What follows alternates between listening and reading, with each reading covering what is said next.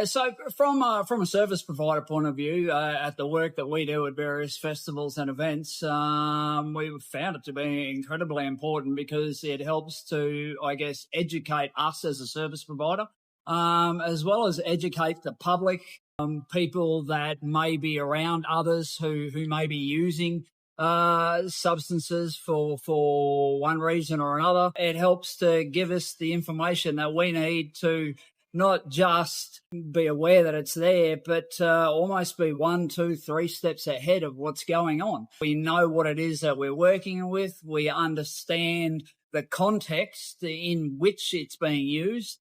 And then we can also understand ways in which we can work to try and treat if we need to treat, or better engage with patients and consumers when we need to engage with them. What we saw in the trends that we started to see, a smaller severity in patients. So we were still seeing patients that needed our assistance for one reason or another, but the severity in which they needed it had reduced quite considerably. We were doing far fewer off-site transports. We were seeing people for significantly less time, less interventions for these people before we were able to let them go and get back on with their day.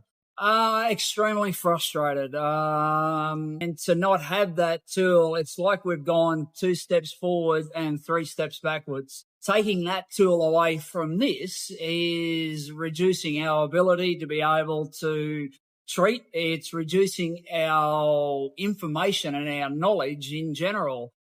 We often say if you can't measure, you can't manage. And that's really true when it comes to this. If we don't know what we're working with, it makes it a lot harder for us to treat, a lot harder for us to gear up our service in a way that's going to help our patrons better and make things far more user-friendly for everyone and a safer experience. From where we are right now, it's a massive shame that we've gotten to this point where we've gone backwards. We had a very small amount of time where we were able to work with this process. To see such enthusiasm by people to use the service and to put trust in it was amazing.